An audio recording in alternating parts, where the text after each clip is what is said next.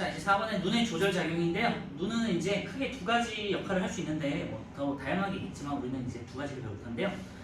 빛의 양을 조절하는 걸 하나 할 거고요. 두 번째는 이제 원근감, 멀리 보거나 가까운 곳을 볼 때 하는 걸 두 가지를 볼 건데요. 첫 번째 주변 밝기에 따른 이제 동공의 크기 변화인데 이건 이제 명암 조절을 생각하시면 돼요. 빛의 양 조절이 되고요. 동공을 통해 가지고 동공이라는 건 그냥 우리 눈에 있는 구멍이라고 했잖아요. 구멍을 통해 가지고 빛의 양을 조절하는데 구멍이 커지면 빛이 많이 들어오겠죠. 구멍이 좁아지면은 빛이 적게 들어오겠죠, 그죠? 여러분들 이제 고양이 같은 거 보시면 충분히 더 잘 이해가 될 텐데요. 고양이 눈 알잖아요. 나중에 고양이 혹시 키우거나 고양이 좋아하시는 분들은 영상으로 한번 보세요. 빛의 양에 따라서 동공이 어떻게 변화되는지. 자, 그래서 홍채가 조절하는 거고요. 홍채에다가 동그라미 쳐놓으시고 홍채의 크기에 따라서 동공의 크기가 변한다. 그 다음에 빛의 양이 조절된다.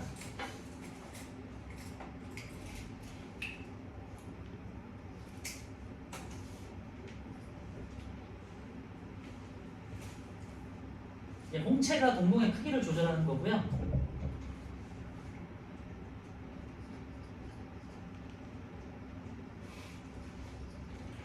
밝을 때와 어두울 때 이렇게 구분할 수 있겠는데 밝을 때는 결과를 생각해 보시면 돼요. 밝을 때는 너무 밝으니까 빛을 줄여야겠죠. 그치? 예를 들면은 내가 극장에 있다가 이런 예가 이제 문제 많이 나오는데 극장에 있다가 밖으로 나갔어요. 그리고 먼 하늘을 봐. 그러면 굉장히 눈이 부시잖아요. 그죠? 그럴 때는 빛의 양을 줄여야겠죠. 너무 밝으니까, 그치? 그러니까 동공의 크기가 작아져야겠죠. 그러니까 결과를 먼저 생각해 보세요. 그래서 동공의 크기가 작아져야겠죠. 동공의 크기가 작아지려면 홍채 입장에서는 홍채가 아까 전에 말씀드렸지만요. 홍채가 넓어져야 되잖아요. 홍채가 이렇게 있던 것이 홍채가 바깥쪽에 있는 거거든요. 바깥쪽에서 이렇게 안쪽으로 이렇게 확장이 되겠죠. 이렇게 확장이 되겠죠. 그치? 그래서 동공이 확장된다는 표현을 써요. 아니, 홍채가 확장된다는 표현을 써요. 홍채가 안쪽으로 확장되면서 구멍이 작아지는 거예요. 동공 크기가 작아지면 이제 빛의 양이 줄어들겠죠. 그래서 밝을 때라는 건 빛의 세기가 세다는 소리고요. 홍채를 확장시켜서 홍채가 확장된다는 건 면적이 확장된다는 거고요. 그 다음에 동공의 크기가 줄어들면서 빛의 양이 줄어든다. 이렇게 이제 잘 기억해 두시고 외울 때는 밝을 때는 동공의 크기를 줄여야지. 동공의 크기를 줄일 때는 어떻게 할까? 홍채를 크게 안쪽으로 확장시켜야지. 이렇게 생각해 주시면 돼요. 바깥쪽에서 안쪽으로 이렇게 늘어난다고 생각해 주시면 되고 그럼 어두울 때는요. 빛 자극이 약할 때니까 빛 세기가 적을 때 극장 들어가는 거 생각하시면 되겠죠. 여러분 극장 많이 가봤을 테니까 극장 가보시면 너무 어두우니까 순간적으로 굉장히 어둡게 느껴지잖아요. 근데 시간 좀 지난 다음에 점점 이제 조금 이제 익숙해지잖아요. 그게 이제 동공의 크기가 조절되면서 빛의 양을 조절하기 때문이고요. 동공의 크기가 커져야 되겠죠. 그러니까 동공의 크기가 커지려면 홍채 입장에서는 바깥쪽으로 나가는 거예요. 홍채가 이렇게 있다가 동공의 크기가 작게 있다가 바깥쪽으로 이렇게 나가는 거겠죠. 이거는 이제 바깥쪽으로 수축한다고 표현을 쓰거든요. 바깥쪽으로 수축을 해요. 그래서 홍채가 수축을 해요. 면적이 좁아지면서 동공의 크기가 커지고 빛의 양은 이제 증가하게 되겠죠. 그래서 이거 잘 기억해 두시고요. 주변이 밝을 때는 빛세기가 클 때고 빛세기가 셀 때고 홍채가 확장된다. 홍채 확장에다가 동그라미 쳐놓고요. 이런 표현들이 아직 익숙치 않기 때문에 홍채가 왜 확장된다는 말을 쓸까라고 되는데요. 그림을 한번 보시면요. 면적이 좀 넓어진 걸 확인할 수 있어요. 구멍을 중심으로 그 주변에 있는 갈색 부분이 조금 넓어진 걸 볼 수 있고요. 홍채라는 근육 자체가 바깥쪽에서 있기 때문에 안쪽으로 확장된다는 표현을 쓰는 거예요. 그래서 동공이 축소되면서 눈으로 들어오는 빛의 양이 감소된다라고 할 수 있고요.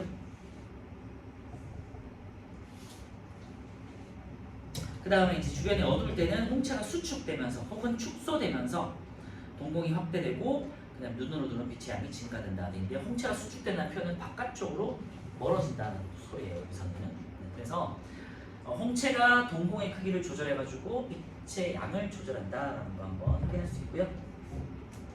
자, 오른쪽에 3번 한번 풀어볼게요.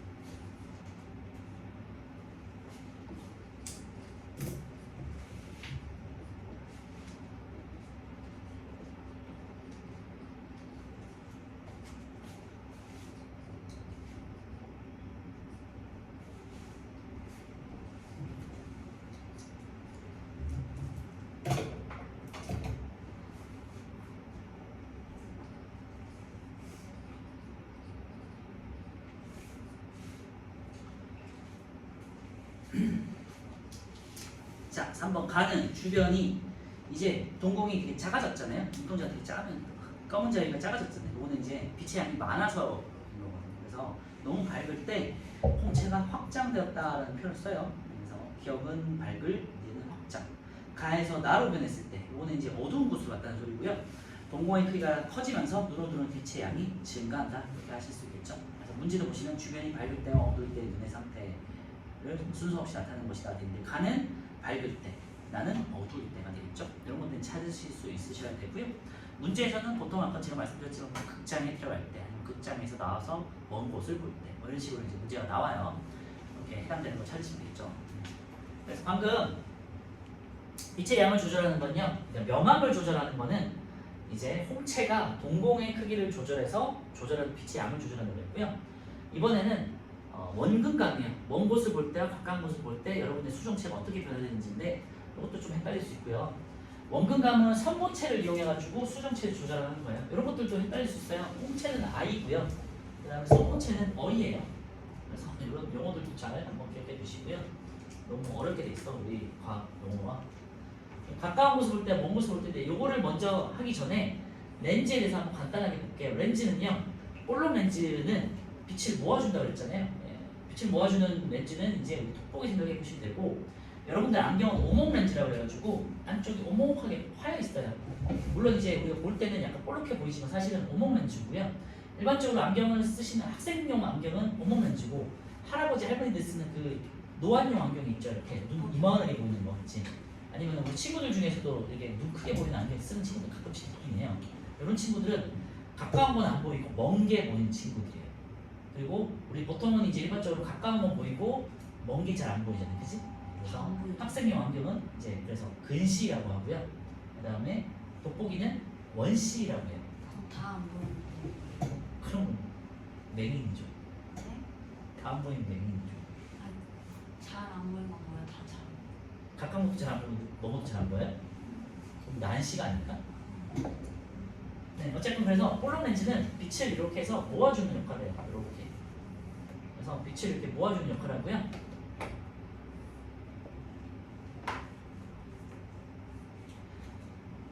렌즈의 두께에 따라서 모아주는 정도가 달라요. 굴절되는 거라 그러는데 굴절력이 얇으면요 더 멀리 이렇게 굴절이 되고요. 더 멀리 굴절해서 상이 모이고요. 두꺼우면은 가까운 곳에서 상이 맺혀요. 그래서 가까운 곳을 볼 때는 우리가 이제 상을 앞으로 당겨야 되기 때문에 이렇게 두껍게 해줘야 되고요. 먼 곳을 볼 때는 상을 늘려줘야 되기 때문에 이렇게 상을 가늘고 길게, 얇고 길게 해줘야 돼요. 그래서 가까운 곳을 볼 때는 두껍게 해줘야 돼요. 두껍게 해주려면요 여기에 연결된 선모체가 어떻게 되냐면요 이렇게 생각하시면 돼요. 손가락으로 안쪽으로 들어간다고 생각하시면 돼요. 이게 선모체가 여기 수정체 쪽에 붙어 있기 때문에 안쪽으로 들어간다고 생각하시면 돼요. 이렇게 수축 이렇게 생각하시면 돼요. 가까운 곳에는 안쪽으로 손가락으로 이렇게 들어간다. 렌즈 쪽으로 들어간다. 이렇게 생각하시면 돼요. 수축. 이게 수정체 입장에서 수축이에요. 수축. 알겠죠? 그래서 선모체가 수축되면서 수정체 쪽으로 이렇게 간다. 이렇게 가죠. 이렇게 수축이 됐죠? 그러면은 렌즈가 작고 통통해지겠죠. 그죠?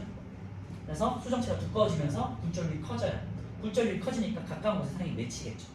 먼 곳을 볼 때는요 수정체가 얇아져야 돼요. 이렇게 길고 얇아져야 돼요. 그러니까 이 선모체 입장에서 바깥쪽으로 가야겠죠. 바깥쪽으로 보통 이완된다는 표현. 이렇게 이완된다는 표현.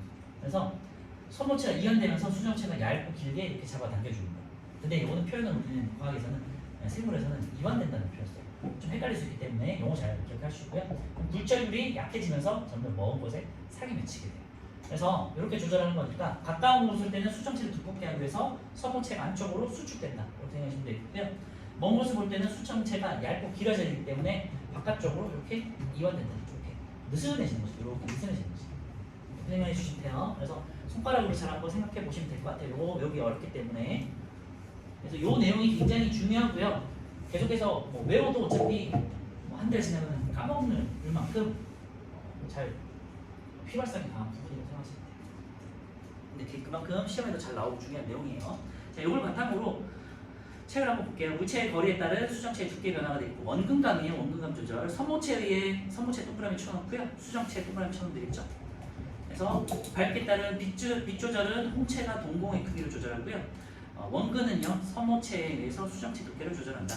그래서 망막에 뾰루타는 상을 맺히게 하고요.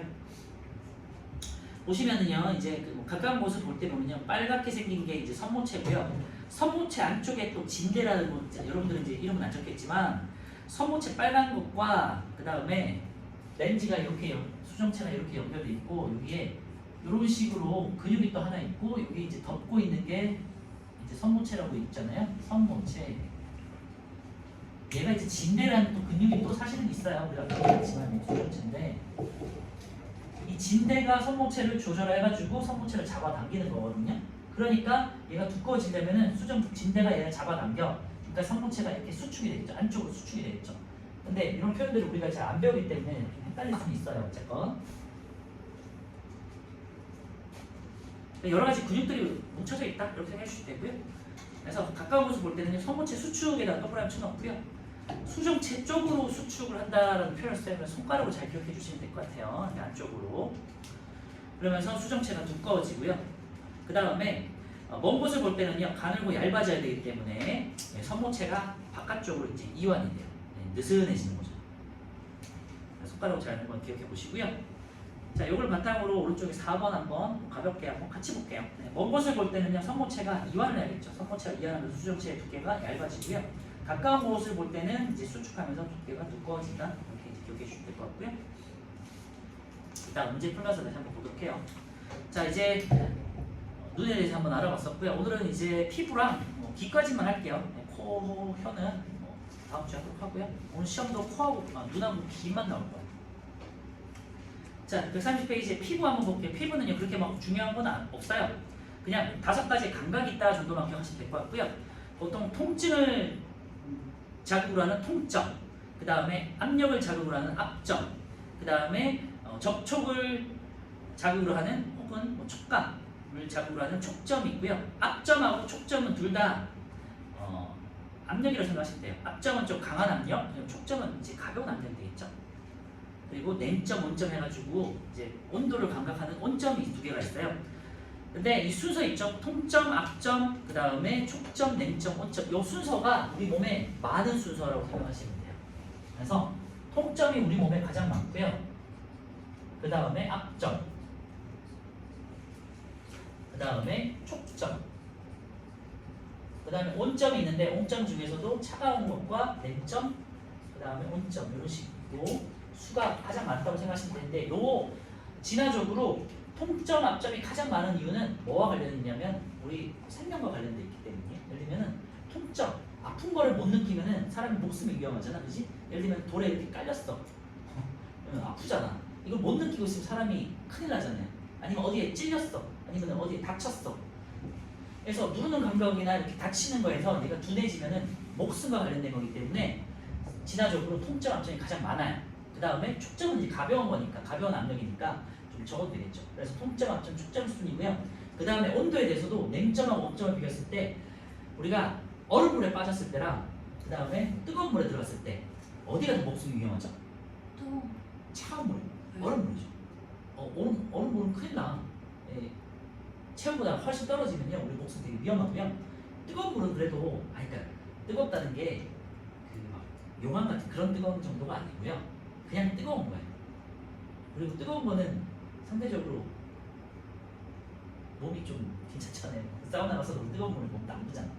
근데 얼음물에 빠지면은 사람이 큰일 나거든요. 바로 죽을 수 있거든요. 그래서 생명과 관련된 거라서 냉점의 온점보다는 더 많아요 우리 몸에. 그래서 순서만 잘 기억해 주세요. 통점, 압점, 촉점, 냉점, 온점이고요. 통증, 압력, 그 다음에 가벼운 자극, 그 다음에 차가운 온도, 뜨거운 온도 이렇게 생각하시면 되는데요. 냉점과 온점은요 그래서 절대적인 기준은 없어요. 그래서 상대적인 거기 때문에 여러분들 사는 환경에 따라서 다르게 느낄 수 있죠. 예를 들면은 호주에 가면은 여러분들 크리스마스가 여름이잖아, 그치? 그런 거랑 상관이 없죠. 호주에 왔을 때 겨울에도 걔네는 항상 영상이에요, 그죠? 영상 5도에서 15도 사이 이렇게 된단 말이에요. 그런데 우리 입장에서는 굉장히 날씨 시원하고 좋잖아. 그런데 호주 사람들은 굉장히 춥다고 느끼고 얼어 죽는 경우도 있대요. 이해가 안 되지만 상대적인 거기 때문에 온도라는 거 알겠죠? 근데 처음 그리고 예를 들면은 동남아에 사는 사람들은 그냥 그런 데 계속 적응해 사니까 살만하잖아, 그죠? 물론 이제 좀 덥긴 하겠지만 살만해요. 그런데 우리가 동남아를 가면은 너무 힘들잖아. 근데 요즘에 저희 나라 동남아예요. 그죠? 우리나라에 지금 날씨가 약간 그래도 동남아보다는 좀 나을 수도 있어요. 맞아. 예를 들면 오키나와라든지 그런 것보다는 아직은 조금 나을 수도 있어요. 근데 우리 입장에서는 갑자기 이 정도가 되니까 되게 숨쉬기도 힘들고 되게 힘들잖아요, 그죠? 그래서 온도라는 건 되게 상대적인 거예요. 절대적인 거 아니에요. 그거 이제 말씀드리는 거고요. 그래서 감각점의 분포와 특징 보시면요. 감각점은요, 몸 전체에 고르게 분포하지 않고 부위에 따라 다르게 분포한다. 그냥 밑줄만 해놓으시면 될 것 같아요. 사람마다 당연히 부위에 따라 다르고요. 감각점이 분포하는 종류나 개수도 다 달라요. 그래서 어떤 사람들은 예를 들면은 예를 들면은 요걸 할까? 촉점이 좀 예민하게 발달한 친구들이 있어. 그러면 간지럼을 잘 타겠죠, 그죠? 간지럼을 덜 타는 친구들도 있지. 그리고 친구들 중에 추위를 잘 타는 친구도 있고 더위를 잘 타는 친구들도 있잖아요. 그거는 냉점과 온점의 사람마다 개수가 다르기 때문에 상대적인 차이가 있다는 거. 그리고 같은 부위라도 감각점의 종류에 따라서 분포하는 개수의 차이가 있고요. 우리 몸에서도요. 예를 들면은 간지럼 타는 부위가 예를 들면 옆구리 이런 데는 간지럼 잘 타잖아요. 근데 예를 들면 등이나 이런 데는 덜 타잖아요. 그래서 몸에서도 부위마다 감각점이 분포하는 부위 개수가 다르다. 이렇게 밀도가 다르다. 이렇게 생각해 주시면 될 것 같고요. 특정 감각점이 많은 부위는 이제 자극에 더 예민합니다. 아까 말씀드렸지만 추위에 예민한 친구들은 냉점이 좀 더 많이 분포되어 있다. 이렇게 생각하시면 되겠죠. 일반적으로 통점이 가장 많이 분포하고요. 통점이 왜냐면 이제 생존의 문제이기 때문에 가장 예민하게 반응을 해야 되겠죠. 그래서 통점, 앞점이 가장 많다. 앞점이라는 건 눌리는 건데요. 내가 돌에 눌리고 있는데 아픔을 못 느끼면 큰일 나잖아. 그렇죠? 네, 그래서 피부 감각을 느끼는 과정은요. 네, 자극이 이제 예를 들면 통증이라든지 압력이라든지 접촉이라든지 온도 같은 자극이 주어지면요 피부의 감각점에서 이제 피부 감각신경을 통해서 뇌로 전달이 되고요. 중요한 내용들은 많이 없죠. 그리고 참고로요 감각점은 우리 내장에도 분포를 해요. 그래서 여러분들 매운 거 먹잖아. 뒤에서 다른 얘기는 하겠지만 매운 거를 먹으면 혀에서도 맵다고 느끼고 그 다음에 우리 속도 막 쓰리고 그러잖아요. 매운 거는 통증이기 때문에 통점에서 자극을 받는 거예요. 그렇죠? 그래서 뒤에 다른 내용이긴 하지만요 5가지의 맛, 단맛, 짠맛, 쓴맛, 신맛, 감칠맛 이 5가지가 맛이고요. 매운맛은 맛이 아니에요. 매운맛, 떫은 맛은 통증이에요. 그래서 여러분들 매운 거 먹고 속이 쓰리고 배가 아프다 이거는요 통증이에요. 통증 아시겠죠? 그래서 내장기관에도 감각점이 분포해요. 그거 하나만 더 그냥 밑에다가 한번 써주시면 좋을 것 같아요. 내장기관에도 여러분들 분포하고요. 피부 아래쪽에도 다 분포하고 있어요. 그래서 분포하는 정도라든지 사람마다 다 다르기 때문에 예민한 정도가 다 다를 수 있고 부위마다 사람마다 예민한 정도가 다르다는 거고요. 어떤 사람은 통증에 되게 예민한 친구도 있을 수 있고 어떤 사람은 촉점에 되게 예민한 친구가 있을 수 있고 어떤 친구들은 더위에 되게 예민할 수도 있고 그런 식으로 사람마다 부위마다 다 다르다는 거예요. 그리고 오른쪽에 3번 보시면요 피부에 온도 감각대 있는데요 상대적이라는 건 거예요. 그래서 25도씨 물에 담갔다가 한 손은 15도씨 한 손은 35도씨에 넣으면요 일반적으로 15도면 그냥 시원한 거잖아요. 그런데 되게 차갑게 느껴질 수 있다는 거예요. 25도씨에서 15도씨로 넣으면 상대적인 거기 때문에. 그리고 25도씨에서 35도씨면 별거 아닌 것 같지만 상대적으로 뜨겁게 느낄 수 있다는 거예요. 왜냐? 상대적인 거기 때문에. 그것만 참고해 주시면 될 것 같고요. 오른쪽에 5번 한번 볼게요. 1번 감각점은 몸 전체에 고르게 분포한다 되는데 X가 되겠죠. 2번 일반적으로 통점이 가장 많이 분포한다. 맞아요. 5가 되겠고요. 3번 냉점과 온점은 절대적인 온도를 감지한다 되죠. 상대적인 온도가 되겠고요. X. 4번 감각점에서 받아들인 자극은 피부 감각신경을 통해서 뇌로 전달된다. 네 맞아요. 5. 특정 감각점이 많은 부위는 그 감각점이 받는 자극에 더 예민하다. 예를 들면 촉점이 더 많아 그러면 간지럼을 잘 타겠다. 그런 거죠. 자 그래서 피부는 너무 가볍게 이렇게 넘어가고요. 자 이제 귀를 볼 건데요. 청각을 담당하고요. 이제 보통 소리 자극을 담당하겠죠. 소리를 이제 자극으로 받아들이고요. 그 다음에 청각 말고 하나 더 있는데 평형감각이라고 해가지고 우리가 이제 중력에 대해서 기울어지거나 회전하거나 할 때 이런 감각들을 느끼거든요. 그래서 그거 한번 다룰게요. 일단은 마찬가지로 귀도 구조를 잘 한번 기억해 주셔야 돼요.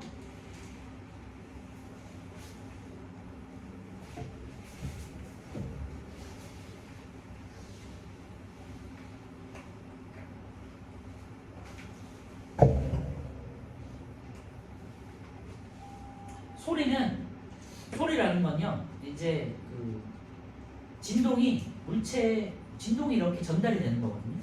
물질을 따라서 이렇게 물체가 이렇게 옆으로 일종의 이제 공기가 진동을 전달시켜 주는 게 이제 소리인데, 우리가 귓바퀴에서 처음에 이제 소리가 모이겠죠. 그래서 이게 귓바퀴가 되겠고요.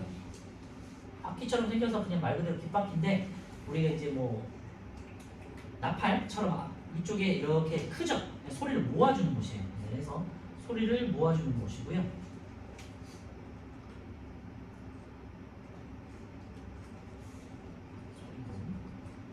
그래서 소리를 이렇게 진동을 모아주는 역할을 하는 게, 이렇게 진동이 이렇게 귓바퀴로 들어오겠죠. 소리를 모아주고, 바깥쪽에 있는 길을 외이도라고 해요. 바깥 외자에다가 귀자에다가 길이에요. 그래서 바깥에 있는 길이에요. 그다음 쭉 들어가가지고 여기 이제 여러분들 알고 들어본 적 있을 거예요. 고막이 있어요. 고막이라고 얇은 막이 있거든요. 그래서 북처럼 얇은 막이 있어요. 그래서 소리 진동이 이렇게 들어와가지고 이렇게 전달이 돼요. 그러면은 이 막을 울리겠죠. 그죠? 그래서 소리를 진동시켜줘요. 그래서 그리고 이 고막 안쪽부터는 이제 중2로 들어가거든요. 그래서 중이염 뭐 이런 거 들어봤죠. 그래서 뭐 감기 같은 거 심하게 걸리면 중이염도 걸리고 하잖아요. 이 고막 안쪽에 이제 염증이 생기는 중이염이라고 하고요. 보통 우리가 이제 감기 걸렸을 때 걸리는 염증은 외이염 해가지고 귀 안에 쪽에 이제 뭐가 물 차고 있을 때 생기는 거 있죠. 이런 수영장 갔다가 뭐 감기 걸리고 할 때 염증 생기잖아요. 이게 외이염이고요. 그 다음에 안쪽 고막 안쪽이 중이염이라고 하고요. 어쨌건 고막에서 소리가 진동이 돼요. 귓바퀴에 소리를 모아주고 웨이더를 따라서 그 다음에 간 다음에 고막에 소리가 진동이 돼요. 그리고 요거는 얇은 막이잖아요. 요 얇은 막에 뼈 3개가 연결돼 있어요. 그래서 귓속뼈라는 뼈가 3개가 있고요. 보통 청소골이라는 표현도 써요. 그냥 참고로 해주시고, 청자가 이제 소리 청자에다가 그 다음에 작은 뼈라는 소리예요. 귓속에 있는 작은 뼈 3개가 있어요. 그래서 망치, 모루, 등자라고 해요. 몰라도 돼요. 등자는 뼈 3개가 있는데, 망치, 모루, 등자 어디서 혹시 들어보는 친구 있는지 모르겠지만 이거 다 뭐죠? 도구의 이름들이에요. 망치처럼 생겼고, 모루처럼 생겼고, 등자는 우리 말 탈 때 쓰는 이 안장 같은 안장인데 이쪽에 발 탈 때 하는 거. 모루는 이게 우리 망치질 할 때 쓰는 게 있거든요. 하여튼 대장간에 쓰는 도구들 이름 따서고요. 비슷하게 생겼나 봐요. 뭐 그런 거. 그래서 기역자 모양으로 이렇게 귓속뼈 3개가 있어. 얘네는 고체잖아요, 그치? 고체니까 소리가 가장 잘 전달되는 상태. 고체거든요. 고체 액체 기체 중에서 소리가 가장 빨리 전달되는 게 고체예요. 그래서 귓속뼈는요 소리를 증폭시켜주는 역할을 해요. 빠르게 증폭시켜줘요. 이렇게 해서 그래서 고막의 역할은 소리를 진동시켜주고, 그 다음에 귓속뼈는 소리를 증폭시켜준다. 그 다음에 귓속뼈를 거쳐서 여러분 잘 알고 있는 이제 달팽이관으로 이제 연결이 되겠죠. 얘는 이제 달팽이 간에 시각세포가 있고요. 청각세포가 있고요. 이 안쪽으로 들어가가지고 이제 여기서 이제 청각신경으로 연결이 되겠죠. 청각신경 그 다음에 뇌로 연결되고요. 청각신경은 우리 귀 양쪽에 있는 측두엽이에요. 그래서 좌우에 있는 측두엽으로 연결이 돼요. 시각신경은 아까 전에 뒤통수 후두엽이었고요. 그 다음에 소리는 이제 측두엽이다. 잘 기억해 두시고, 그리고 참고로요.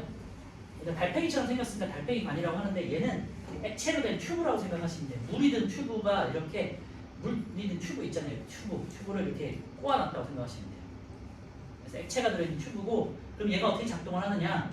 여기서 소리가 증폭이 됐잖아요. 그럼 이 소리 자극이 이렇게 들어와가지고 여기를 어떤 지점을 땅 치겠죠. 그럼 얘가 어떻게 되겠니? 출렁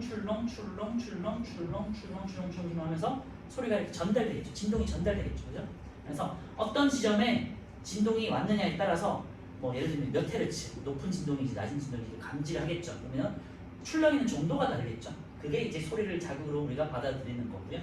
그래서 액체로 든 튜브라서 이제 우리 출렁 하면서 청각세포로 전달된다. 이렇게 생각해 주시면 돼요.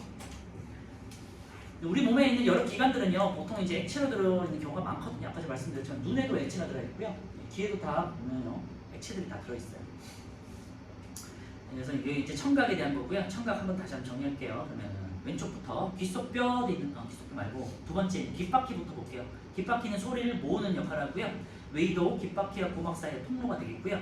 그 다음에 고막은 이제 소리에 의해서 진동하는 얇은 막대 있죠. 진동이나 동그라미 쳐놓으면 될 것 같고요. 그 다음에 제일 위에 있는 귓속뼈, 이제 고막에 연결돼가지고 귓속뼈 3개가 있고요. 망치, 모루, 등잔뼈라는 뼈 3개가 굉장히 작은, 우리 몸에서 가장 작은 뼈가 이 귓속뼈예요. 그래서 고막의 진동을 증폭시키는 역할을 하고요. 최대한 20배까지 증폭이 된다고 해요. 소리가 진동된 자극이 20배까지 증폭이 돼요. 이게 이제 바로 오른쪽으로 보시면 오른쪽 아래 달팽이관 있죠. 달팽이관에 별 붙여놓고요. 그림을 한번 보시면 약간 달팽이처럼 생겼죠. 네. 달팽이 관처럼 생겼고 달팽이 관이라고 하고, 그래서 진동을 자극으로 받는 청각세포가 있다. 여기다 비추면 청각세포. 청각세포가 흥분되면 이제 청각신경에 따라서 되는 측도엽으로 연결되고요. 소리를 듣는 과정인데 이건 청각이겠죠. 소리, 귓바퀴, 웨이도, 고막의 밑에는 진동 써놓으시고요. 귓속뼈 밑에는 증폭 써놓으시고요. 고막에서 소리를 진동시키고 귓속뼈에서 20배 이상으로 증폭시켜주고요. 그럼 달팽이관에 있는 청각세포를 통해 가지고 청각신경 내 측도엽으로 전달된다. 이렇게 우리 청각 되겠고요. 자, 이제 귀에 있는 나머지 기관, 전정기관하고 반고리관이 있는데요.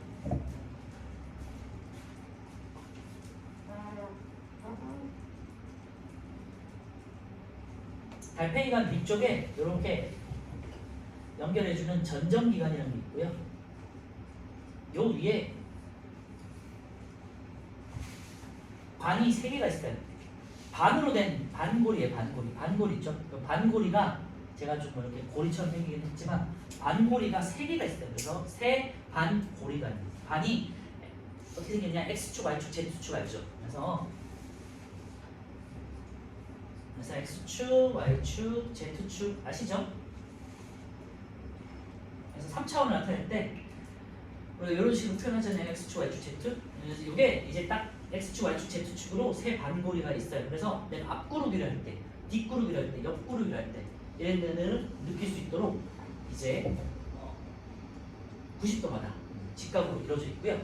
요 안에도 액체가 들어있어요. 요 반도, 요 반고리가 안에도 액체가 들어있어서 우리가 물이 뭐 어떤 주머니 같은데 물이 들어있으면 어떻게 되죠? 앞으로 그러면은 물도 또 앞으로 부를 거고, 그죠? 뒤로 그러면은 물도 뒤로 이제 전달될 거 아니야. 그거를 우리가 감지해가지고 얘가 느끼는 거예요.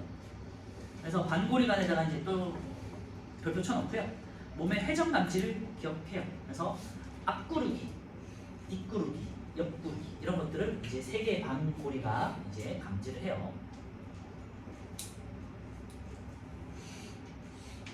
그 안에 있는 반고리 안에 있는 물이 이제 회전하면서 우리가 느낀다고요. 자, 그다음에 이제 전정기관 있죠. 전정기관은요, 이제 여러분들이 평균대 같은 거 이제 걸어보신 적 있죠? 그래서 이렇게 손을 해가지고 이제 평균대 걷잖아요. 그래서 몸의 기울어짐을 감지하는 기관이고요. 그래서 몸의 기울어짐 감지 부위다 이제 밑줄에 놓으시고 바로 밑에 있는 3번 평형감각으로 넘어갈게요. 반고리관과 전정기관에서 받아들인 자극이 평형감각 신경을 통해서 뇌로 전달되면 몸의 회전과 기울어짐 이제 거기다 밑줄에 놓으시고, 보통 이제 회전은요, 뭐 앞구르기, 뒷구르기 이런 식으로 해서 보통은 이제 이동 방향이 있겠죠. 그리고 기울어짐 같은 경우는요, 나의 몸의 좌우는 뭐 앞뒤에서의 위치 변화가 되겠죠. 위치 변화. 몸의 균형을 유지할 수 있는 거는 세 반고리관과 전정기관이라는 거고요. 반고리관 작용의 예를 보시면요, 반고리관은 회전하고 관계된 거예요. 회전한 놀이기구를 탔을 때 몸이 회전하는 것을 느낀다 돼 있죠. 우리 눈을 감고 이제 뭐 그런 놀이기구들이 있잖아요. 그래서 놀이터에서도 이렇게 돌리는 것도 있고, 그죠? 요즘 뭐 위험해가지고 잘 안 하는 것 같은데 그것도 있고, 아니면은 뭐 롯데월드라든지, 근데 놀이동산 같은 데 가시면 그런 뭐 회전 컵 있지, 그런 것도 있죠. 그러면 회전하는 걸 우리 눈이 감고도 느낄 수 있는 이유가 우리 몸속에 있는 반고리가 있는 액체가 회전하면서 그걸 우리가 감지하기 때문이에요. 눈을 감고 있어도 몸이 회전하는 방향을 느낄 수 있는 이유가 그것 때문이라는 거고요. 그 다음에 전정기관 같은 경우는 위치 감각이에요. 위치 감각. 좌우 혹은 뭐 앞뒤에서의 위치 감각이고요. 돌뿌리에 걸려 넘어질 때, 우리가 딱 걸려서 길을 가다가 돌에 딱 걸리면 이제 앞으로 이렇게 딱 쏠리잖아요. 쏠릴 때 이것도 똑같은데요. 몸속에 있는 기관에 있는 액체가 앞으로 이렇게 쏠리겠지. 같이 쏠리겠지. 쏠리니까 얘가 몸으로 느끼는 거야. 그래서 몸이 기울어지는 것을 느끼고요. 좌우도 마찬가지. 평균대 위로 가면서 이렇게 좌우로 이렇게 할 때 좌우로 이제 액체가 쏠리겠죠. 그거를 우리가 느끼는 거고요. 승강기를 탔을 때 몸이 움직이는 뭐 예를 들면 엘리베이터 탔어요. 위쪽으로 가는 걸 느끼잖아. 느껴요? 눈 감고 타봐. 나중에 한번 집에 가가지고 눈 감고 한번 엘리베이터 타봐야 돼. 그러면 느껴져요. 내려갈 때 되네. 타면요. 올라갈 때는 우리가 이제 올라갈 때는 이렇게 누르는 힘을 느낄 거고요. 내려갈 때는요. 우리가 몸이 위쪽으로 올라가는 걸 느낄 거예요. 이렇게 눈 감고 타보세요. 왜냐면 관성이라고 해서 아직 배우진 않았지만 관성이라는 걸 좀 과학을 해본 친구들 알 거예요. 몸이 뭐 정지해 있거나 운동하는 걸 유지하려는 성질이 관성이거든요. 그래서 엘리베이터 타면요, 우리가 가만히 서 있는데 엘리베이터가 내려가잖아요. 그러면은 나는 가만히 서 있는데 엘리베이터가 내려가기 때문에 나는 위쪽으로 가려는 힘을 느껴요. 그리고 가만히 있다가 1층에서 올라갈 때는 나는 이제 밑에 있었으니까 정지해 있으려고 했는데 밑으로 내려가려는 힘을 느끼는데 올라가니까 밑에 반대쪽의 힘을 느끼는 거예요. 그래서 눈을 감고 한번 해보시면 관성 때문에 그게 느껴져요. 그걸 이제 감지하는 게 이제 전정기관이고요. 그리고 평균대 위에서 넘어지지 않고 중심을 잡을 수 있는 이유가 여러분들 이제 전정기관 때문이고요. 이것도 마찬가지로 사람마다 조금 발달되는 정도가 달라서 평균대를 되게 잘하는 친구들도 있고 못하는 친구들도 있잖아요. 균형감이 되게 없는 친구들 있죠. 가끔씩 있거든요. 그런 애들은 여기 좀 둔하다고 생각하시면 돼요. 그래서 오른쪽에 있는 그림 한번 잘 보시고요. 달팽이관 위쪽에 새 반고리가 이제 지금 90도 수직식으로 해서 X축, Y축, Z로 이렇게 보이죠. 그다음 그 아래 그냥 특별한 뭐 모양은 없고요. 연결된 부위에 이제 전정기관이라는 것이 있고 여기서 이제 기울어지는 감지를 해요. 그래서 뭐 다 공통점은요, 다 액체가 다 있다. 반고리관, 전정기관, 그다음에 달팽이관, 이 세 기관 모두 공통점은요, 액체로 튜브로 돼 있어가지고 안에 이제 림프액이라고 하거든요. 액체가 들어있어서 느낄 수 있다. 이 정도만 기억하시면 돼요. 자, 오른쪽에 6, 7, 8번까지 한번 풀어보세요.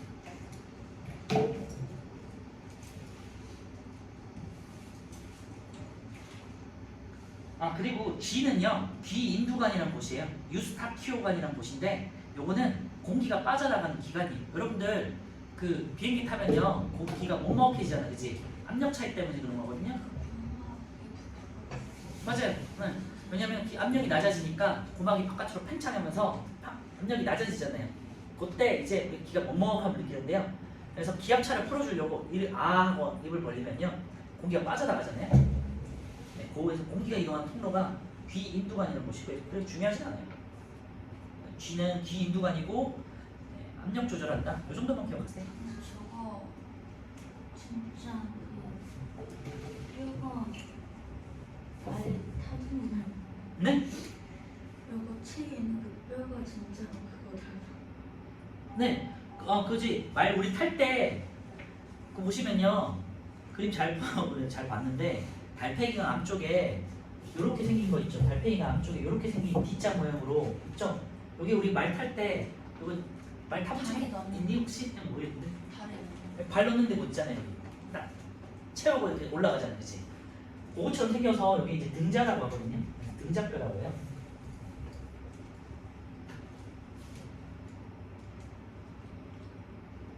그리고 제일 앞쪽에 있는 게 이제 망치처럼 생겨서 망치뼈인데 잘 안 보이는 것 같아요.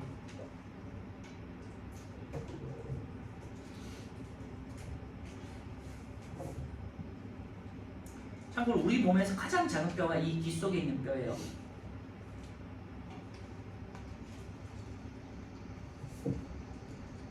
그리고 우리 몸에서 가장 큰 뼈는 어딜까요?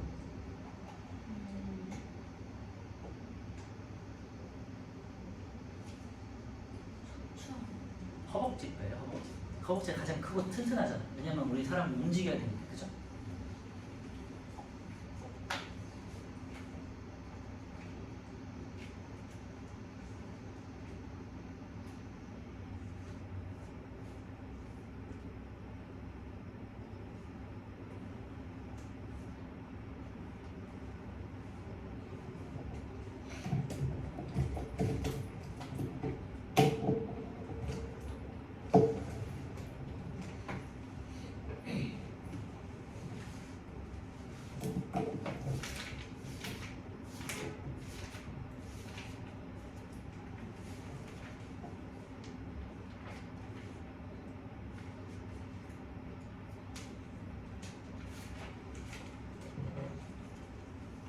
자, 6번 볼게요. A는 고막이고요. B는 귓속뼈고요. C는 반고리관이고요. D는 전정기관이고요.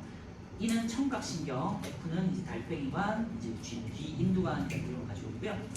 7번에 A는 이제 고막이니까 소리 진동하는 얇은 막이 되겠죠. 네, 리을이 되겠고, B는요 귓속뼈니까 진동을 증폭하고 20배 정도 증폭한다. C는요 반고리관이고요. 회전하는 것을 느끼고요.